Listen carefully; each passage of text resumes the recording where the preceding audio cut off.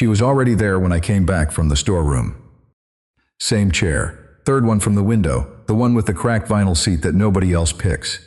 A folded cardigan in her lap, pale gray, soft-looking, the kind of thing you'd wear to read in. She wasn't reading. She wasn't doing anything. She had both hands resting on top of the sweater like she was keeping it warm, and she was watching the machines. There were 3 of them running, not hers. Other people's, on-timers, finishing up. The light in the laundromat is that warm fluorescent that hums a little if you stand under it long enough. And the dryers add their low rolling sound. And the rain that night was tapping the front windows in a way that made the whole room feel like it was underwater.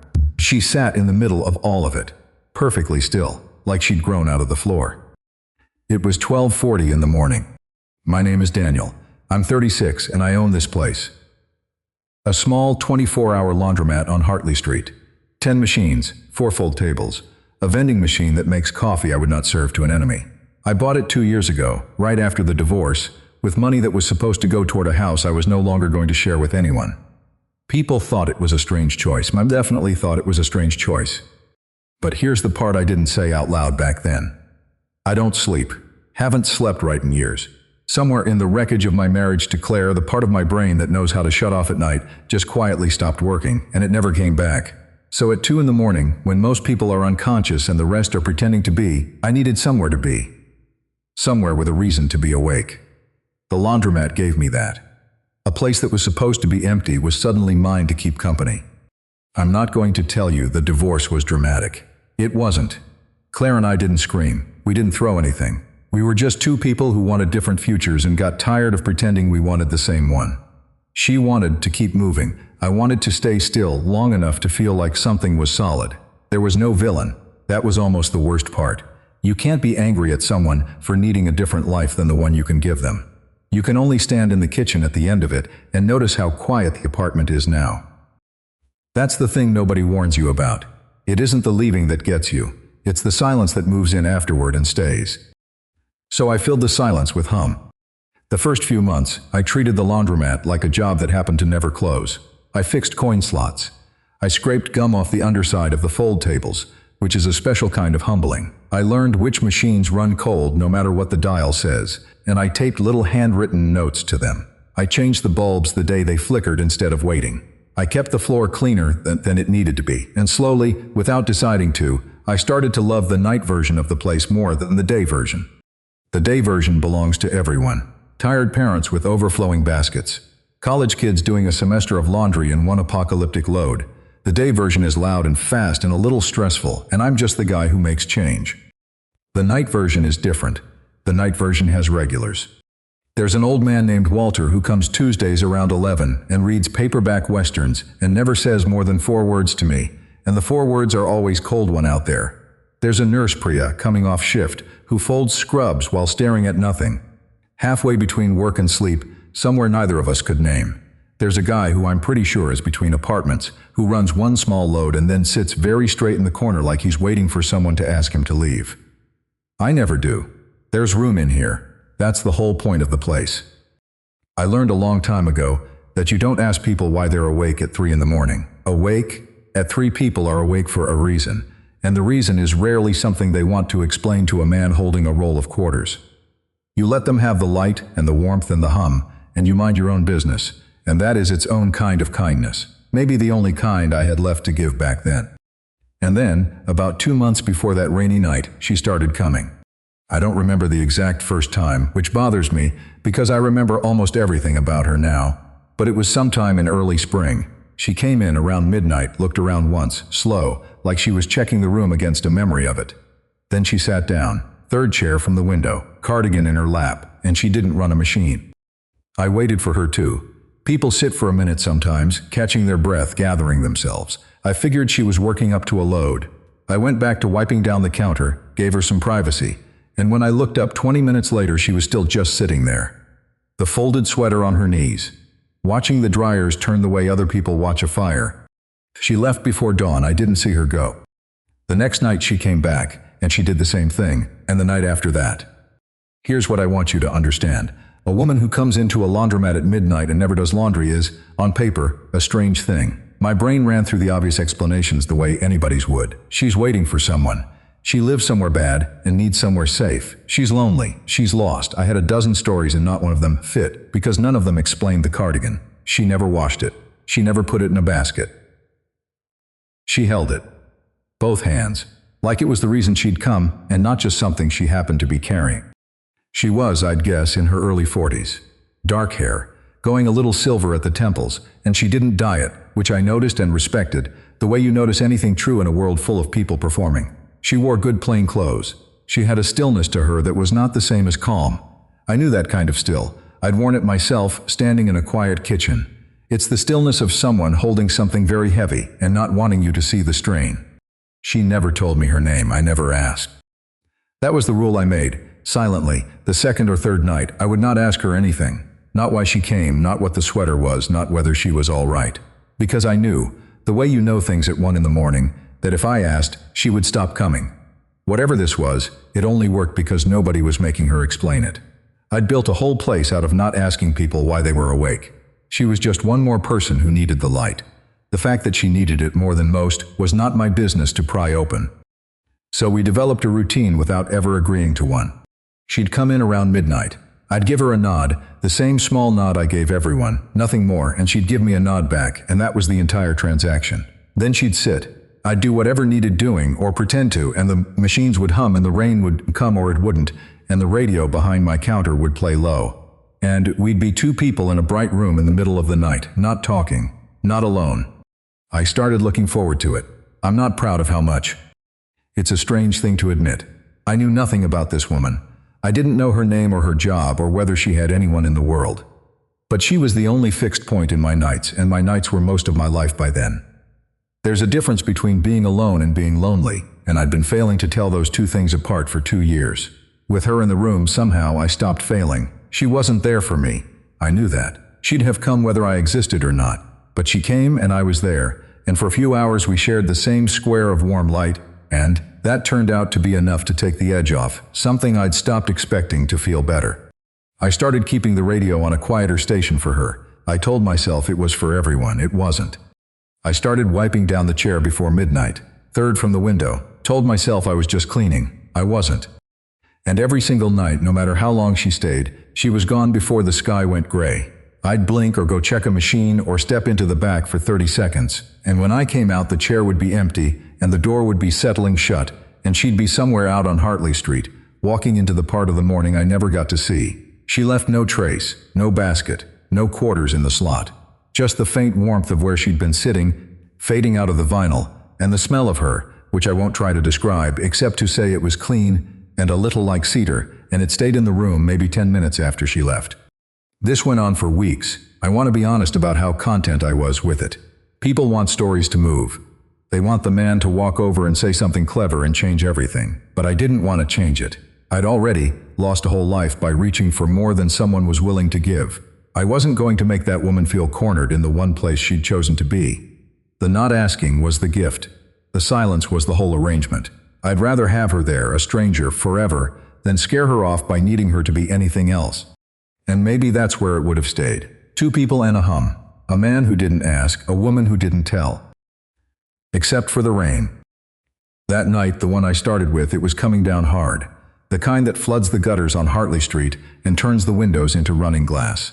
She'd come in soaked at the shoulders, dark patches on that good plain coat, and she'd sat down with the cardigan held to her chest, and I'd watched her, over the next hour, get cold. The radiator in here is old and the rain pulls the heat right out of the room. She didn't complain, she wouldn't. But I saw her hands tighten on the sweater, and I saw her shoulders draw in, just slightly. And I knew that particular small-braced posture, because I'd held it myself 100 times in a quiet kitchen, telling myself I was fine. The coffee machine makes terrible coffee, I've said that. But terrible coffee is hot. I don't fully know why I did it that night, and not any of the nights before. Maybe because the rain made the room feel even smaller. Maybe because she looked colder than usual. Maybe I'd just spent 2 months keeping a careful distance, and something in me, that night, got tired of being careful. I put 2 quarters in the machine. I let it cough out a cup. I added the little stir of fake creamer because I'd noticed, weeks ago, that she watched the other customers add it and never took any herself, which told me she might want it, the way people deny themselves small comforts when they've decided they don't deserve them. I don't know how I knew that about her. I just did. Then I carried it over, and here is the thing I'd promised myself I would never do. I almost said something, some line about the cold, the weather, the rain, an opening of some kind, a door I could leave standing ajar. I didn't use it. I just set the cup down on the little folding table next to her chair, gently, so the sound was soft, and I didn't look at her too long, and I turned around and walked back to my counter like it was nothing. Like I did it every night. I didn't make it a moment. The whole arrangement we had, the entire careful thing, depended on me not making it a moment. Behind me I heard the machines hum, the rain on the glass, and nothing else. I didn't turn around. I told myself I'd gone too far. I'd broken the rule, the no-contact rule, the one that kept her coming. And I braced for the sound of the chair scraping back, and the door swinging shut and her walking out into the rain, to never come back, and I'd have deserved it. I stood at my counter and stared at a stain on the laminate and waited for the cost of caring out loud. The chair didn't scrape. After a long minute, I heard the smallest sound, a cup being lifted, the soft give of someone settling deeper into a seat instead of standing up to leave. I risked one glance, just one, in the dark reflection of the front window where I could see her without turning my head. She had the coffee in both hands now, the cardigan still in her lap, under her wrists, and she was holding the cup the exact way she held the sweater. Like it mattered, like it was keeping her warm in a way that had nothing to do with the temperature. She didn't say thank you. I didn't need her to. We weren't those people yet. But she stayed. She stayed past one. Past the point where she usually started to gather that stillness around herself in a way that meant she'd be leaving soon. She stayed while the rain eased to a drizzle, and the last of the other customers' dryers buzzed and went quiet, until it was just the two of us in the hum, and one terrible cup of coffee, growing slowly less terrible in her hands. She stayed longer than she had any night before, and I stood at my counter pretending to do paperwork, feeling something I hadn't felt in 2 years, which was the particular warmth of having done one small thing right for another human being, and watched them take it. Eventually she left. Before dawn, like always. I went into the back for less than a minute, and when I came out the chair was empty and the door was just settling shut. But the coffee cup was on the table. Empty. Set down neat, square to the edge, the way you leave something when you want the person to know you're grateful, and you don't have the words. I picked it up.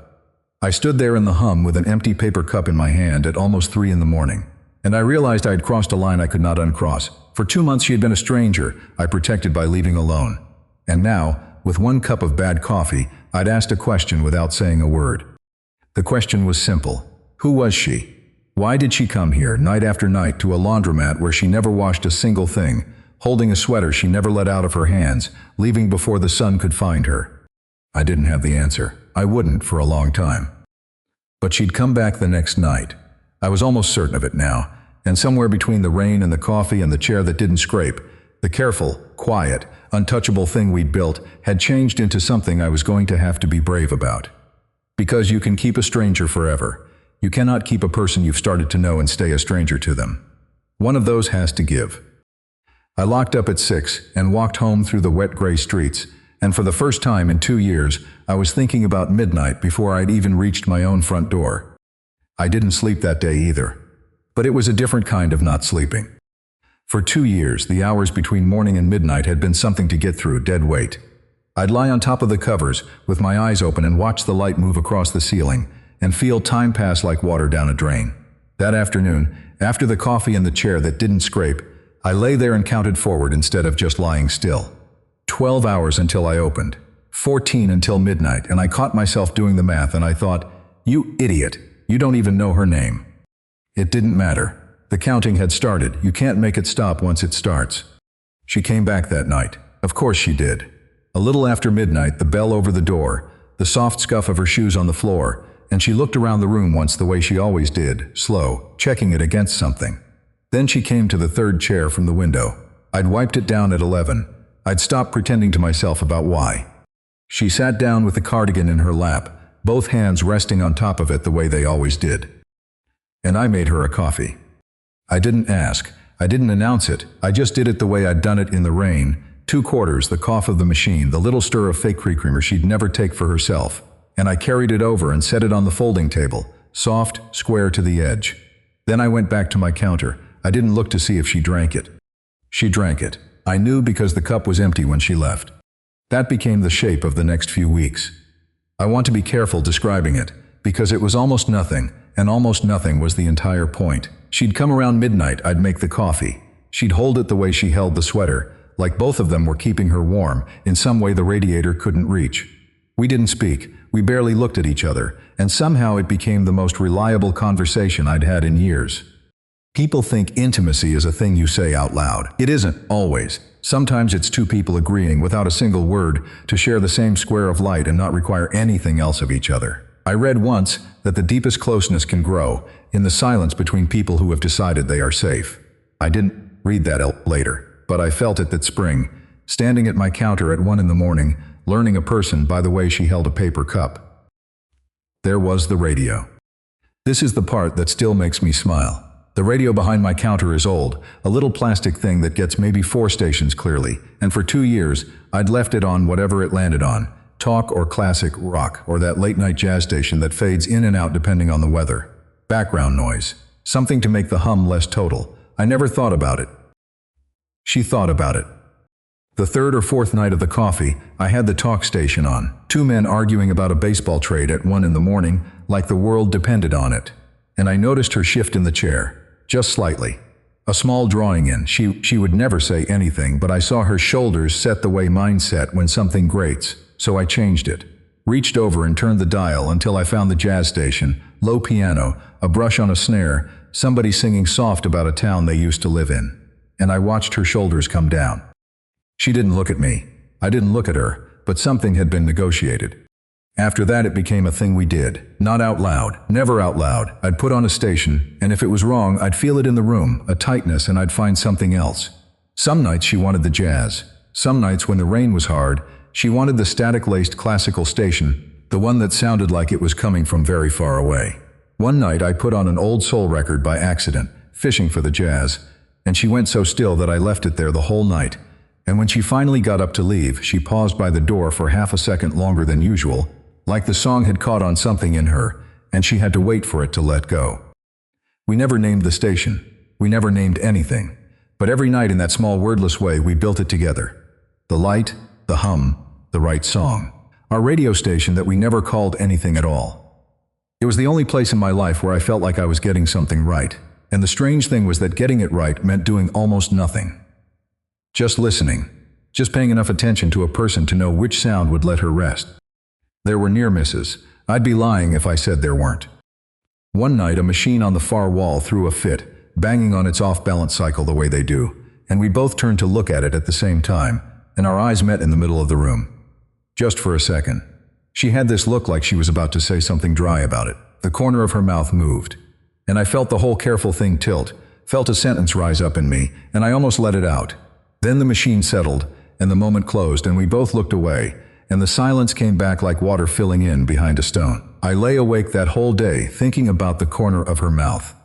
Another night I misread her completely. She'd come in looking worn down, more than usual, her face drawn, and she sat and didn't move for a long time, and I decided she was upset, and I almost went over. I had a whole thing planned. "Are you all right?" The 4 worst words I could have said. I got 2 steps from my counter before I stopped, because I realized she wasn't upset. She was just tired, the ordinary kind of tired. And going over there would have made her feel watched, studied, like a problem I'd noticed. So I turned the 2 steps into a trip to the fold table, straightened some flyers nobody reads, and went back. She never knew. That was the closest I came to ruining it. The urge to help is a kind of vanity sometimes. It took me a while to learn the difference between caring about someone and needing them to know you care. So I kept the careful distance, the coffee, the radio, the wipe chair, the nod, and it held. In the daylight, my life was the daylight version of itself, which is to say my sister called. Mara is 29, 7 years younger than me, and she has spent most of her life being the brave one. She's the one who moved to the city at 19 with 2 suitcases. She's the one who quit the safe job to do the thing she actually wanted. When our parents split, she was the one who held everybody's hand and made the phone calls. She is, by every visible measure, fearless. So I want you to understand how strange it was, that spring, to hear my fearless little sister terrified of a good man. His name, he's 31, an architect, kind in the specific way that doesn't perform. He fixes things at her apartment without being asked. He remembers the names of her co-workers. He'd proposed to her in February, no big production, just the 2 of them on a Sunday, and she'd said yes, and she'd called me crying, and I thought they were happy tears. They were, and they weren't. Because over the next couple of months, the closer the wedding got, the worse she got. She'd call me on her lunch break, walking fast on a loud street, and the calls were always about something small. The venue deposit, his mother's opinion on flowers, a registry item that felt like too much. But underneath the small thing, there was always the same big thing, and I could hear it, the way you hear a pipe knocking behind a wall. "I don't know if I'm doing this for the right reasons," she said one afternoon. I had the phone tucked against my shoulder, restocking the change machine. "What if I'm just doing it because he's good? Like, because it would be insane not to." "Is that the worst reason you can think of?" I said. "That he's good?" "Don't make it sound simple." "I'm not. I'm asking." She went quiet. I could hear traffic, a bus pulling away, the sound of her shoes hitting the pavement faster than a person walks when they're calm. Then she said, "When you and Claire were ending it, did you know? Like before you knew? Could you feel it coming?" That stopped me. "Nobody asked me about Claire. I've made sure of that." "Yeah," I said. "I could feel it coming for about a year before either of us said anything." "So feelings can warn you. Or they can lie to you," I said. "I felt a lot of things at the end that weren't true. Fear talks loud, Mar. It doesn't always tell the truth. It just talks loud." She didn't answer for a second. "That's annoyingly wise," she said. "Are you sleeping yet?" "No." "Daniel." "I'm fine. Go back to work." I hung up and stood there in the daylight version of my life, holding rolls of quarters, thinking about my sister. Here was the thing I couldn't say to her, because I didn't have the right to. Mara wasn't afraid Sam was the wrong man. She was afraid he was the right one, afraid of the size of it. Afraid that if she let herself walk all the way in, she'd have something she couldn't bear to lose. And the safest thing, the thing some part of her wanted, was to find a reason to stay near the door. I knew that fear. I knew it from the inside. It had cost me a marriage to learn it, and even after the cost, I hadn't gotten any better at the lesson. I just hadn't admitted yet that I knew it, because I was living in it too, every single night, in a bright room, careful not to say a word to a woman whose name I wouldn't let myself ask. I read later that there's an actual term for the fear of commitment, that for some people the closeness itself sets off the alarm. The very thing they want becomes the thing they run from. I didn't have the word for it then.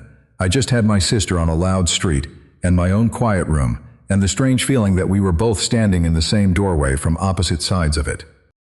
That night I went back to the laundromat and made the coffee and put on the jazz and stood at my counter, and I watched the woman in the third chair hold her sweater, and for the first time I let myself wonder, really wonder, what was in it. Not who she was, what she was holding.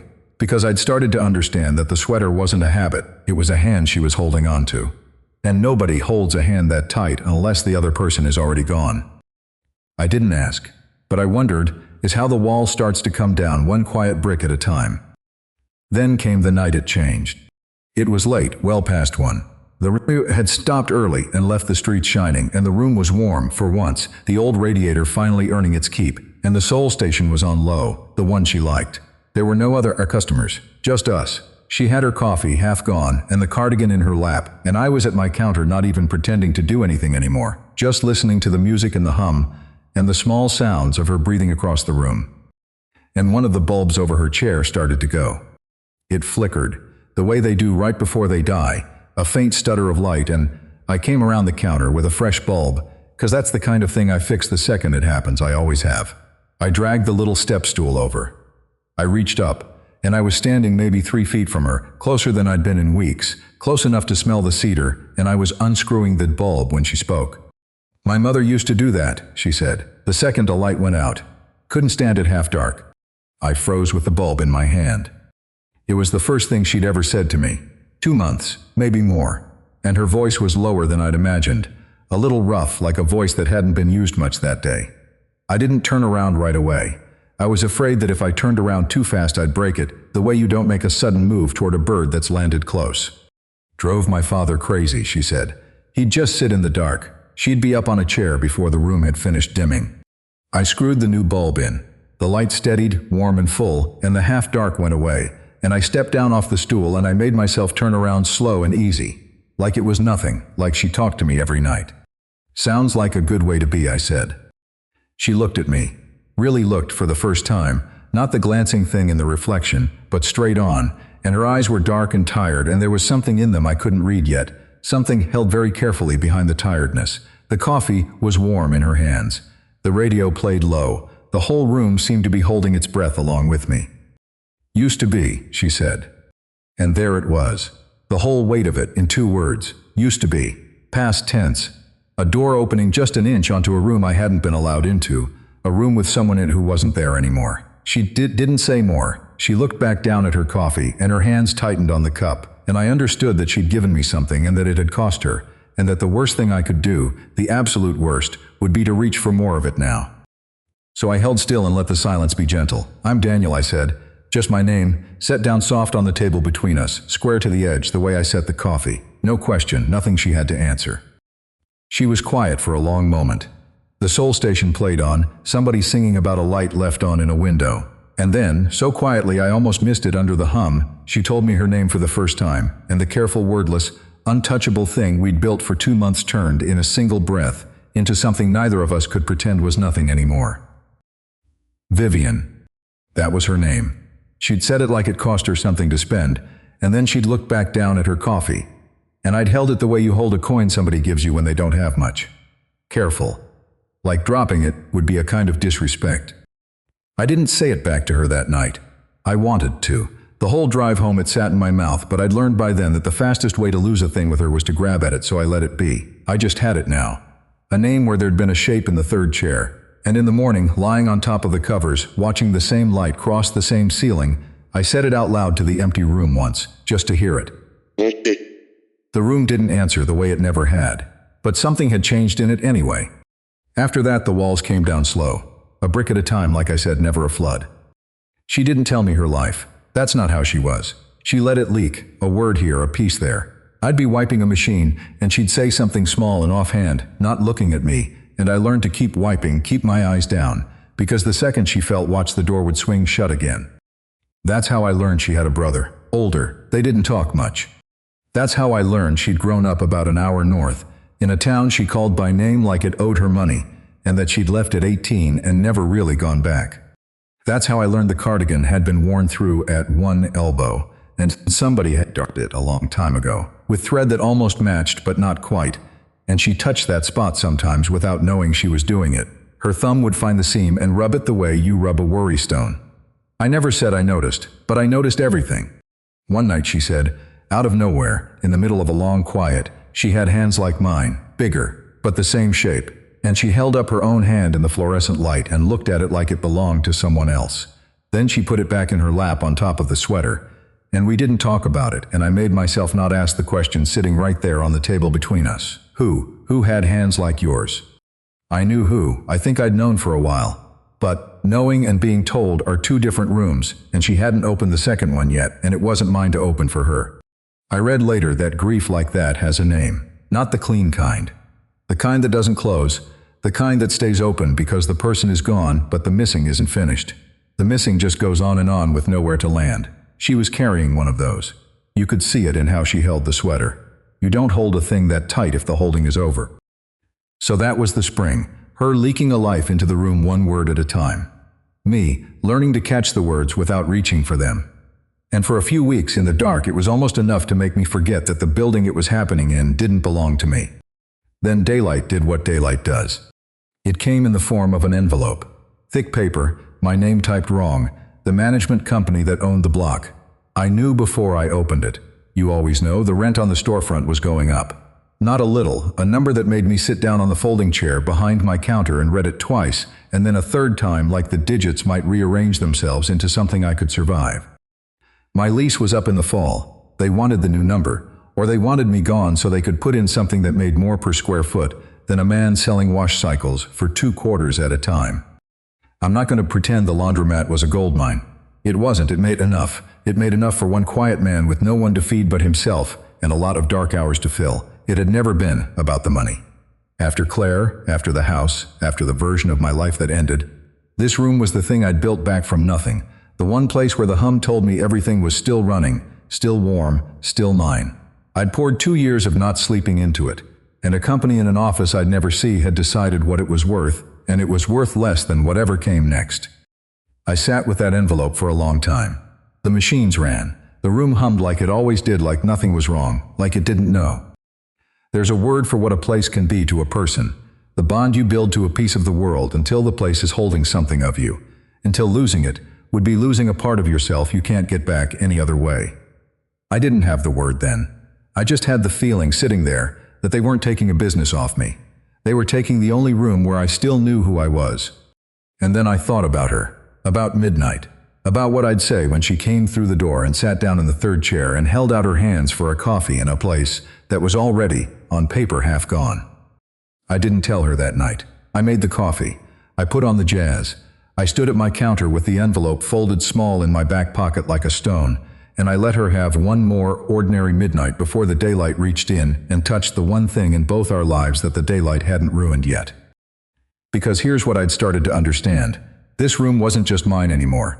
Somewhere in the last 2 months it had quietly become ours, and losing it wouldn't be one loss. It would be two, and one of them belonged to a woman I didn't have the right to lose anything with yet.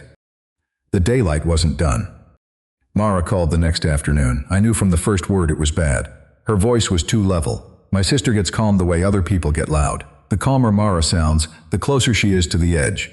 "I think I'm going to call it off," she said. I set down the roll of quarters I was holding. "Okay," I said, "tell me." "There's nothing to tell. That's the problem. He didn't do a single thing wrong. He's perfect. He's so perfect I can't breathe." She laughed, and it wasn't a laugh. His mother sent over the seating chart, and Daniel, I looked at it, and I felt like the walls came in, and I thought, I can't sign up for 40 years of this. "Of what?" I said. "Of seating charts." "Of being known," she said, and then she stopped because she heard it too. We both heard it. The real thing said out loud by accident the way the real thing always comes out. I stood there in my empty laundromat with the phone against my shoulder and the envelope in my pocket and my fearless little sister breaking on the other end of the line, and for a second I couldn't say anything at all, because she'd just described me, to the letter. She'd just held up a mirror and there I was in it, standing in a bright room at midnight, careful, guarded, making coffee for a woman whose name I'd waited 2 months to be given, terrified of the exact thing I wanted. "Mar," I said, "can I ask you something and you don't have to answer?" "What?" "Is Sam wrong for you, honestly? Is there one real thing wrong with him?" She was quiet. I could hear her breath. "No," she said finally, very small. "No. He's the best person I've ever known." "Then it's not him you're running from." "Don't. It's the size of it. It's having something you can't stand to lose." The words came out of me and I realized I wasn't talking to her anymore, not only her. "You found something real and now you're looking for the door, because the door feels safer than the room. I know that feeling, Mara. I know it better than anybody you can call." The line went silent. Then she said, in a voice I hadn't heard from her since we were kids, "How do you make it stop?" "I don't know," I said. And that was the truth, and it cost me. I'm 36 and I still haven't figured it out. I just know which side of the door I've been living on. And I know it's the wrong side. She didn't say anything for a while. Traffic somewhere behind her, a car horn, her breathing slowing down by degrees. "You should take your own advice," she said. "I know." "No, Daniel, I mean it. Whatever this is, whoever this is." She'd heard something in my voice. She always could. "You've been different on the phone for weeks. You think I can't tell." "Go home," I said. "Go home and look at him and ask yourself what you're actually scared of. And don't call off the best thing in your life because you're a coward about being happy. That's a Reed family special. Trust me. I've got the receipts." She laughed, wet and shaky and real this time. "I hate you." "I know. Go." She went. And I stood there in the hum with 2 envelopes now, in a way. The one in my pocket, and the one she just handed me without meaning to. Because everything I'd said to her, every word, was a thing I'd never once said to myself out loud. And it's a strange and terrible feeling to hear your own wisdom come back at you in your sister's voice and realize you've been spending it on everyone but yourself. That weekend it got worse for Vivian too. I only caught the edge of it, but the edge was enough. She came in late on a Sunday, later than usual, and she sat down hard, and when I brought the coffee her hands weren't steady. I set it down and started to go back to my counter, the way I always did, and she said, "They want me to sell it." I stopped. I didn't know what it was. She didn't say. She was looking at the window, at the rain coming down the glass, and her jaw was tight, and the words came out flat and worn like she'd been arguing them in her head for days. "My brother and his wife. They keep calling. They say it's been long enough." Her thumb found the darned elbow of the sweater and pressed it. "They say I need to let go, move on, be reasonable." She said the word reasonable like it was a slur. Everybody's got an opinion on how long you're allowed to hold on to a thing before it makes them uncomfortable. I came back, not all the way, just to the end of the fold table, close enough to be in it with her, not close enough to crowd. "They mean well," she said, and she didn't believe it. You could hear that she didn't. That's the worst part. They actually think they're helping. They look at me and they see somebody stuck. They don't see. She stopped. Her hand flattened on the sweater. They don't see what I'd be letting go of. To them it's just a thing. You're supposed to be over a thing by now. There's a name for that too. The grief nobody gives you permission to have. The kind the world decides has an expiration date, and once the date passes, everyone wants you to pack it up quietly and stop making them look at it. She was drowning in it. Her own family, standing on the shore, telling her the water wasn't really that deep. I didn't say any of that. I didn't have the right, and anyway it wasn't the moment for words with names on them. "You don't have to let go of anything you're not ready to let go of," I said. She looked at me, tired in a way that went past the hour, worn all the way down. "That's not how it works," she said. "It's how it works in here," I said. And I meant the room. I meant this room, these four warm walls, the only place either of us had where nobody was standing on the shore, telling us we'd grieved long enough. I almost told her then, about the envelope, about the fall, about how the one place that didn't ask her to be reasonable was already, on paper, being taken from both of us. I didn't. I couldn't put that on top of what she was already carrying. Not that night. But I understood something. Watching her hold that sweater in a room I was about to lose. We were the same. We'd both built a small, safe place out of a thing we couldn't bear to let go of. Hers was wool and a scent and a darned elbow. Mine was a hum and a square of light and 2 years of not sleeping. And the world was reaching into both at once, with envelopes and phone calls, telling us the same lie in two different voices, that it was time, that we should move on. That holding on this tight to a place, to a person, to a feeling, was something to be cured of. She left before dawn, like she always did. I watched her go. The bell, the scuff of her shoes, the rain. And I stood there after, in the empty hum, and I thought about Mara on a loud street asking how you make the fear stop. And I thought about Vivian on the shore by herself. And I thought about the folded envelope in my pocket. And for the first time in 2 years, I felt the careful distance I'd built start to feel less like safety, and more like the thing it actually was. A door, with me on the wrong side of it. I couldn't keep doing this. I knew it the way you know weather is coming. I couldn't keep making coffee and saying nothing and pretending that giving someone the quiet was the same as giving them the truth. She'd given me her name. She was leaking me a whole life, a brother, a town, a darned elbow, hands that had a shape she remembered. And every night I took it and gave her a warm drink and my silence back, like silence was a fair trade. It wasn't anymore. It had been for a while. It wasn't now. Because the room was going. And when the room went, the silence would go with it. And if all we'd ever been was two people who shared a square of light, without a single true word, then we'd have nothing left to stand on when the light went out. I didn't want to lose her in the dark. So I made a decision, standing there at dawn with the machines finally quiet. The next time she came in, I wasn't going to wait for her to leak another piece. I was going to do the harder thing, the thing I'd told Mara to do. The thing I hadn't done in 2 years, and wasn't sure I remembered how to do it all. I was going to let her see me first. She came in at the usual time the next night.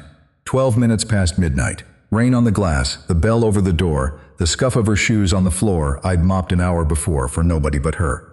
I had the coffee already poured. That was new. I'd never had it ready before she sat down, but I'd been standing at the counter since 11, turning it over, losing my nerve and finding it again, and pouring the coffee early was the first small thing I did to keep from backing out. A man who's poured the coffee can't pretend he wasn't waiting. She sat in the third chair. The sweat came into her lap, the way it always did. She looked at the mug I'd already set down, and then she looked at me, and something in her face changed, just a little, because the order was wrong. I always poured after. Tonight I'd poured before. She noticed. She noticed everything, same as me. Two people who'd spent a whole spring reading each other in the dark. "You're up to something," she said. "I am." She wrapped both hands around the mug and waited. She didn't reach for the seam of the sweater. She just held the coffee and watched me, careful, the way you watch weather you can't read yet. I came out from behind the counter. I'd never done that either, not in the middle of a night, not with the room running. I pulled the second folding chair off the wall, and I set it down at the fold table across from her, and I sat, close, in it now. No counter between us, no clean reasons left. "I've been giving you the quiet," I said, "every night, since the first cup. I thought that was the kind thing. You came in carrying something, and I figured the best thing I could do was not poke at it. give you a warm drink and a square of light, and leave you alone inside it. She didn't say anything. The machines hummed behind me. And it was kind for a while, I said, but I don't think it's kind anymore. I think now it's just me hiding. Behind the coffee, behind the counter, letting you do all the bleeding while I stand back there safe and dry and never say a true word. Her thumb moved toward the sweater, stopped, came back to the mug. So I'm going to stop, I said. I'm going to say a true thing, and I'm not going to make you say one back. You don't owe me anything for it. I just can't keep trading you silence and calling it a gift. Daniel, just my name, quiet. Let me get through it, I said. I'll lose my nerve. She closed her mouth. She nodded once. I looked at my hands on the table. It's easier to say the true things to your own hands. I told you I was divorced. That first real night, I said it like a fact, like a date on a form. Claire, 2 years ago. I turned the salt shaker a quarter turn on the table, set it back. What I didn't say is what the 2 years actually were. They weren't moving on. Everybody kept telling me I was moving on. Friends, my sister, the guy who does my taxes, said I was doing so well. And the whole time I was coming here at 2 in the morning and turning every machine on with no clothes in them, just to hear the building be full of something. I heard her breath change, small, like to my hands. This room is where I came so I wouldn't have to be in my apartment, where it was so quiet I could hear the fridge. I built it up after she left. New machines, the good detergent. Told myself it was a business, but it was never a business. It was a place to put a man who didn't know what to do with himself at night. I looked up at her then, made myself. I've been hiding in here for 2 years, same as you. I just had keys, so nobody noticed I was hiding. The rain came down the window. She was very still. Not the still of a person who's pulling back. The other kind. The kind where someone's holding so much they can't move it. That's the true thing, I said. I'm not lonely the way people think I'm lonely. I'm lonely the way you are. I found one room that doesn't ask me to be okay, and I've been living in it in the dark, and I was terrified that if I said one real word to the only person who ever sat in it with me, I'd lose the room and the person both. I let out a breath. So, there it is. That's me. That's the whole thing. For a long moment, she didn't say anything at all. Then she set the mug down, both hands, careful the way she set everything down, and she picked up the sweater off her lap and she held it, not the way she usually held it, low and hidden. She held it up a little, into the light, like she was finally letting me look. It was my mother's, she said. I didn't move. I'd known for weeks. But knowing and being told are two different rooms, and she was opening the second one now, with her own hands, and the only right thing to do was be quiet and let her. This whole place was hers, she said. 30 years. She had it 30 years. Not this one. The one that used to be here, before the management company, before they sold the block, before it was yours. Same 4 walls. Same corner. I grew up on that floor you mop. A small sound, almost a laugh, all the way at the bottom of her. I did my homework on the fold tables. I learned to count making change for the dryers. The hum you've got running right now. I learned to fall asleep to it before I could read. Her thumb found the darned elbow, pressed it. This time she let me see her do it. She darned this herself, the elbow, with thread that didn't quite match because she's matching thread was a swindle, and the dryers ate enough quarters already. The almost law again. Then it went out of her. She died in the spring. Last spring. A year ago, about. And I have not washed the sweater since because it's still. She stopped. Her jaw worked. It still smells like her, the detergent she used. Her. If I wash it, that's gone. There's no getting that back. So I don't wash it. I just carry it. I sat there and I didn't reach for her. Every part of me wanted to. I made my hands stay on the table. And I can't sleep at home, she said. My apartment. It's too quiet. It's that fridge quiet, you said. I lie there and the silence is so loud it's like she died all over again, every night, in the dark. She looked around the room, at the warm light, at the machines, at the rain on the glass. But here, the hum, the light, the way the whole place smells like clean and warm. Her eyes came back to me, bright now, but she didn't let them spill. Here she's not all the way gone. I come here and it's the one place left on earth where she still feels close. That's why I never run a machine. I don't need to wash anything. I just need to sit inside the only room where my mother still feels near. The hum filled the space where neither of us spoke. They want me to sell her stuff, she said. My brother, the unit, what's left of her things, the storage. He says it's morbid, says I'm not letting her go. Her hand flattened on the sweater. He doesn't get that I'm not trying to let her go. Letting her go isn't the goal. Keeping her, that's the goal. Keeping a piece of her I can still hold. He thinks there's a date you're supposed to be done by, and I'm past it, and I'm making everybody uncomfortable by still being sad in public. Her mouth went hard. But you don't move on from your mother. You make room to carry her. There's a difference. Nobody in my family can see the difference. I see it, I said. She looked at me.